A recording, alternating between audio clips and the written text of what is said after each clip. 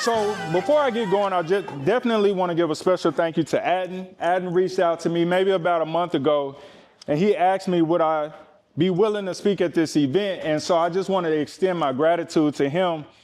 But certainly not last, I want to give a special thank you to God. And the reason being is because God has blessed me with a gift. He's blessed me with a talent. The gift and the talent is my voice. And one of the greatest things that you can do is that when God gives you a talent, a skill set, and you use it to inspire his people, you use it to motivate his people. That's one of the greatest things that you can do back to God. And so I want to give God a special thank you for this opportunity, for this platform. And one of the greatest assets that we have is time. You see, time is finite. Once it's gone, you can't get it back. And so it can either be your greatest asset or it can be your greatest liability. And so if you're able to lock in with me for the next 30, 35 minutes, I promise you that this will be an asset, because there will be something that I say, something that I speak on that will continue to motivate you from here on out. So when I met with Adden, I was trying to figure out what was the topic for today's conference. What was it that they were trying to maybe infiltrate out to you all? And the one thing that he talked about was unity. So I said, okay. So anytime I build my speeches from scratch. And I said, okay, how can I create unity in my speech with what it is that I talk about? And typically I talk about dreams. Well, then I thought about it. Everybody in here has some type of dream. Everybody in here has some type of vision or some type of goal. So there's unity in your dream. There's unity in your goals. And so as I got to thinking a little bit deeper, I started thinking about my own dreams, which is why you see the motto on the back of my shirt is keep dreaming. Because once you accomplish one dream, it starts to create motivation. And that motivation turns into power. So if I had to give a title to my speech on today, it would be The Power of a Dream. Now, when I think back over my childhood, when I think back over my story is very interesting. And I'm not going to talk too much about my story, but my story has been built about dreams. Coming from Pine Bluff, Arkansas, one of my very first dreams is that I wanted to be a Division I football player. I wanted to get out of my neighborhood because there was a lack of resources, and I wanted to play on TV. And I was able to accomplish that dream, and then I went on to accomplish more dreams. I ended up becoming an author, writing my autobiography book, The Black Accountant. I ended up starting a podcast. But one of the greatest things that I've been able to accomplish is to simply be a dreamer. You see, everybody in here has the capability to do it. It's how much are you willing to do it? How much do you believe in the dream? And so when I was thinking about all of this, the power of a dream actually starts in childhood. When I was maybe about 4, 5 years old, there were two things that I had. I had innocence and I had imagination. I had innocence. The world hadn't got to me yet. They couldn't pour into my fears, couldn't pour into my doubts yet. So I had innocence. The other aspect is that I had imagination. I often say the greatest version of you is when you were younger, because you were just with the Creator. Before you came into this world, you were being formed by the Creator. And as soon as you come in, why do you think your imagination is so wild? Your imagination is so vivid, because you were just with the Creator. And so it's your imagination. It's your innocence. Now, I'm a 90s baby. I'm an early 90s baby. And what we would do, we would sit in front of the television, and all the commercials would come onto the television. And they would have all these different toys. And we would envision what we would do with these different toys. Now, this is how powerful imagination is. There was one particular toy, and it was the Easy Bake Oven. I don't know who in here played with it, but it was the Easy Bake. Now, you had two types. You had the expensive type that probably actually made food, and me and my siblings, my cousins, we could only afford the off-brand. But you couldn't tell us anything because the off-brand, it was fake food. But because of the imagination, because of our innocence, we thought that we had real food. And so what I'm here to tell you is that keep that little girl with you. Keep that little boy with you. As you grow older, you get further and further and further from that imagination. Further and further and further from that innocence, the world starts to play into your mind. Social media starts to play into your mind. But if you can walk along life with that little boy that you once were. Walk along life with a little girl. You will always keep the greatest version of yourself with you. Now, there are 4 elements that I want us to pay attention to. The first is that we got to understand the dream. Once I understand the dream, then I got to formulate the dream. When I formulate the dream, then I manifest the dream. And then finally, I live the dream. So the first is understand the dream. What does it mean to understand the dream? Well, number one, I got to know my why. If I know my why leads to my purpose. And then my purpose leads to my vision. When I was 2 years old, I'm a twin. My twin, we are fraternal. So at 2 years old, my twin brother contracted meningitis. From meningitis, he ended up becoming autistic. He ended up becoming deaf. And then he had all these different disabilities. So at a very early age, I knew my why. My why was that I wanted to become successful because I knew at some point my parents would get older and the responsibility of my brother would fall on me. And I wanted that. And so God blessed me at an early age to understand my why. Then that led me to my purpose, my passion for people with disabilities, people that were less fortunate than we are. And so understanding that, now I'm on the path of my purpose. I'm not veering to the right. I'm not veering to the left. I understand my purpose. Once I understand my purpose and I'm on the path of my purpose, the vision gets clear. Too many times we're driving and we don't know where we're going because we don't have a clear eyesight. We don't have a clear vision. And so maybe you got to backtrack. Maybe you got to go back to your childhood. Maybe you got to go back to your community and understand what is the why. Why do I want to create this business? Why do I want generational wealth? Why do I want to create a legacy? If I can figure out the why, now I get on the path of my purpose. If I get on the path of my purpose, now I see the vision. But the interesting thing about vision, and I need you all to pay attention to this. If God gives you the dream, the vision is yours. Everybody is not going to be able to see it. Everybody is not going to be able to understand. When I left home in 2011, my mom was crying. My dad was upset. They couldn't see what I could see. It didn't mean that they loved me any less, but they could not see my vision. They could not see my dream. So at some point you will be on your path by yourself, and that's okay. Because if you got your why is in your pocket.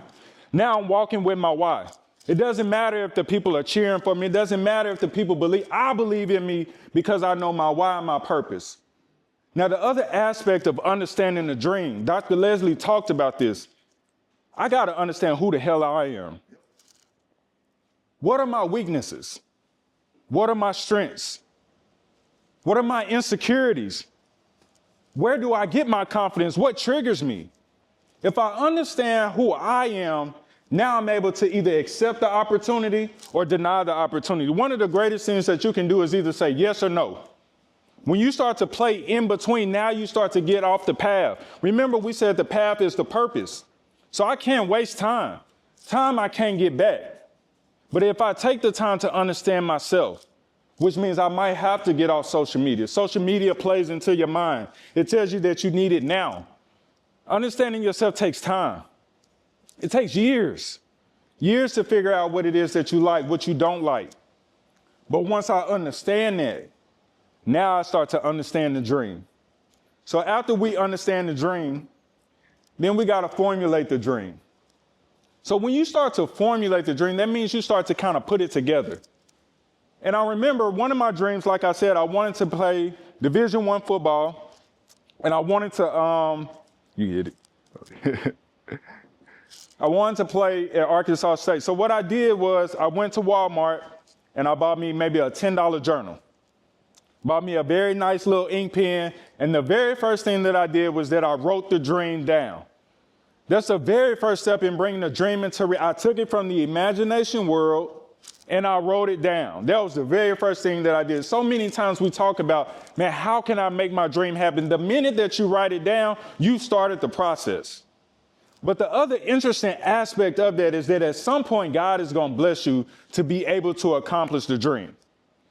When I became a Division I football player, I went back to that journal and I put a check mark. Then I wrote the next dream. After I accomplished the next dream, I put a check mark. The interesting thing about life, the interesting thing about faith, sometimes you need evidence. So whenever I would go forward and I would run into more trials, I would run into more tribulations, I would run into more setbacks, I would go back to that journal. And I would flip through the pages and I would see all the evidence of the dreams that I've already accomplished. And it would pour back into me because now I'm walking with evidence. Now I know I have the capability. So it's not just about writing it down. It becomes evidence, walking evidence that you can take with you each and every day and pour back into. But the other part about formulating the dream, at some point you may have to go touch the dream. At some point you may have to go taste the dream. About 7 years ago, one of my dreams was that I wanted to travel the world. I hadn't been too much out of Arkansas, at least not on my own. And I saved up just enough money for a 2-day trip to New York. Now, I couldn't stay in a fancy hotel. I couldn't drive a fancy rental car, but I had just enough money for 2 days because I knew that New York was on my bucket list and I just wanted to go test it. I just wanted to go taste it, experience it just for a little bit. Now, the thing about it, when you taste the dream, when I came back, I had to drive to go back again. Now I want to go for 4 days. Now I want to go for 5 days. So at some point, you might have to go taste the dream. Maybe it's a weekend you go test drive the dream car.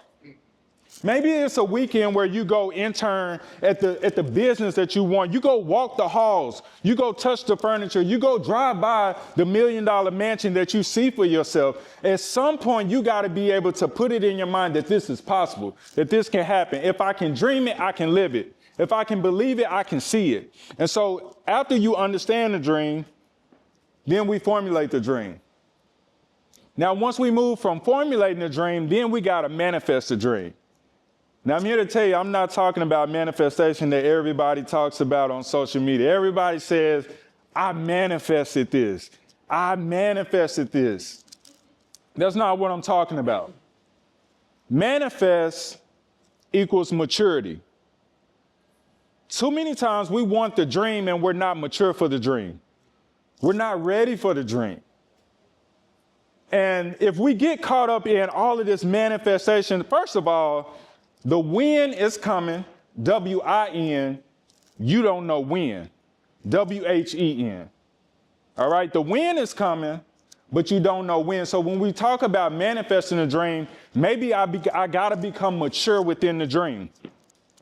So maybe about 4 years ago, one of my dreams, I was getting into real estate, and one of my dreams was that I wanted to make $100,000. And so I got into real estate, I learned about creative financing, and I was able to finance an 11-unit apartment complex with no money down. I took the equity, it was about $75,000 in equity, used it as my down payment. I was able to get the apartment complex. Fast forward a year later, I learned about cash out refinance. The property had went up in value. I took it to the bank. I refinanced it and I pulled out $110,000. You couldn't tell me nothing. At this point, I thought I was on top of the world. This was the most amount of money that I had ever seen. It was a dream that I wrote down and I had accomplished it. And then in 6 months, I lost all of it. Couldn't tell you where, maybe a little bit went to this, but I lost all of it. And I was so heartbroken. Because how many times do you sit back and you say, man, if I had that money, I would never lose it. If that was me, that wouldn't happen to me. And I felt like a failure in that moment. I thought that I had lost. I had worked so hard, coming from where I came from, trying to build a lifestyle, trying to build something for myself. And I felt like a failure. And I remember sitting with God. And God told me, he said, you had no financial literacy. So regardless if it was $100,000, if it was $10,000, I was going to lose it because I had no financial literacy. And so it wasn't about the money. It was about the lesson. The L's are going to come. If you leave from the L, it's a loss. But if you learn to lean into it, then it becomes a lesson. Once it becomes a lesson, if you allow yourself to learn from it, then it's an experience that you gain. Now I start to become mature. Why? Because the $100,000 was tangible. It goes, but it can come back. It's the experience that's intangible. How I got the $100,000, I can go do that again.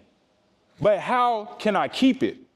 And so when you're going through life, when you're trying to accomplish your dreams, leaning into the L's, because it's the maturity, is being able to grow into the dream.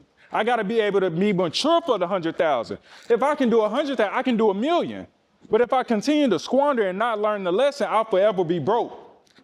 Now, there's a movie that I like, and it's Avengers: Infinity War. I'm pretty sure a lot of people have seen that, and a lot of times we focus on the superheroes, but I want to point out the villain, because sometimes we can learn things from the other side. And the villain is Thanos. And Thanos would collect these infinity stones. And each infinity stone he would collect, he would become more and more powerful. But the infinity stones that he collected, he would have to either go through war, through loss, some type of battle, and that's manifesting the dream. When you experience that heartbreak, that's wisdom that you gain. That's an infinity stone. When you experience that setback, when you get fired from that job, that's an infinity stone that you put in your pocket. That's experience. Now you're becoming more and more powerful. You got to be able to flip the switch. It's not a loss. It's a lesson. If I learn to keep it as a lesson, now I grow into the dream. Now I mature into the dream. Now I experience the dream along the way because I'm allowing myself to lean into it. So don't allow the L's in your life to be losses. It's not taken away from the dream. Rather, lean into them and allow them to become lessons and learn from them. Now, the last thing, we talked about understanding the dream. We talked about formulating the dream.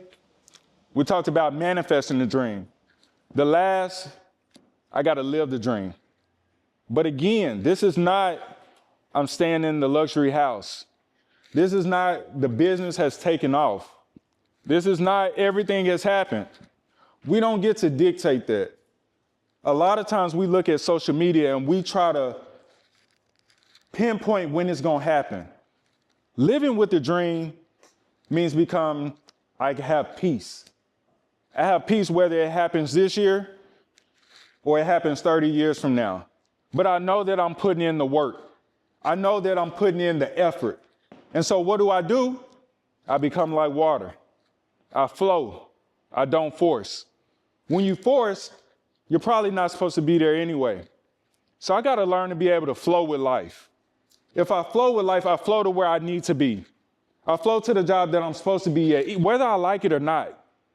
I remember in my journey, I had got my bachelor's of accounting, and you couldn't tell me nothing. I had got my MBA, and I thought that I was supposed to be working in a corner office. And my very first job, I worked in a house. For 7 years. For 7 years, I worked in a house. But after year 7, I became the director of finance for families in one of the biggest, largest counseling companies here in Northeast Arkansas. Your path is not straight. But had I not been like water, now I'm not saying it was easy. I had my pity parties with God. But if I learn to flow, there are lessons in the flow. But if I force it, if I try to force my way in, it's not going to stay anyway. And so I got to be able to be like water. I got to be able to flow to the vessel, feel the vessel how I'm supposed to feel it, serve where I'm supposed to serve, protect where I'm supposed to protect, be where I'm supposed to be, knowing that at one point in time, the actual win that I'm chasing is going to happen. Now, there's one other aspect that I want to talk to us about on today in order to make all of this a reality. And I'm going to need a little bit of help from the crowd. Can you hit the lights for me? Too many times, we might need can we get a little bit darker? If not, we'll work like this. We'll work like this. All right. So, a lot of times, we want the moment. At some point, you may want the spotlight. Everybody wants to hit the game-winning shot, to be able to score the game-winning touchdown. If I touch you, I need you to come up here with me. But it's not the spotlight that we're chasing, because a lot of times there will be darkness. I remember playing football, And when we would play, the crowds would fill on game day. But when we were practicing, there was no applause. There was no cheering. There was just us. And so maybe at some point on your journey, there will be no applause. There will be no one rooting for you. Maybe there's a hard setback. Maybe there's something that you don't really understand. You thought that you can make it happen, and it's not happening. You thought that it should happen 5, 10 years ago, and it still hasn't happened yet. And so the power of the dream sometimes is started to be cultivated in the dark. You see, it's not the light where the dream starts to happen. The dream starts to happen along the journey in the darkness. But the power of the dream, at some point, you might have to speak a word over yourself. At some point, you might have to encourage yourself because it's just you on this journey. It's just you motivating you. But you knew that you were built for something great. You know that you are built for something greater in life. If we said that God is the creator and we are made in the image and likeness of him, we have the same creative ability. So when that setback happens, maybe I got to speak light. God, let there be light over the finances that I'm struggling with. God, let there be light over the job that I haven't accomplished yet. God, let there be light over the business that I have yet to accomplish or make created. Yeah. But the power of the dream, remember we said unity. If I keep going, if I don't walk, if I crawl, whatever it is, as long as I don't stop, the power of my dream is still coming. And not only am I motivating myself, at some point, my dream, let's say my dream is to be a motivational speaker. Now I've done it, and now it ignites this person for him to create his dream. But whatever his dream is starts to ignite this person's dream. And then the power of a dream is like a wildfire, and it starts to ignite. Can you turn on the lights for me? It was never about the light in the first place. It was always about the darkness. Because your dream is cultivated in the darkness. When the light comes on, it just shows what you've already done. It just shows what you've already been working on. But if I kept going, my power has ignited his. His power has ignited his, and so on and so on and so on. So when we talk about unity and the power of a dream, if I keep going, my power will ignite theirs. And then we create the power, the true power of the dream. And so that's what I wanted to talk to you all on today. I pray that you keep growing, keep glowing, keep going. I can't tell you when the win is going to happen, but I know at some point it will. And so after you accomplish one, keep dreaming and make sure that you accomplish the others. Thank y'all. I wear the CJ on my chest as a reminder that I can do all things through Christ Jesus. You gotta be able to dream again. After you accomplish that one dream, you owe it to yourself, you owe it to God, you owe it to your family to be able to do it again, to dream again. But when you dream again,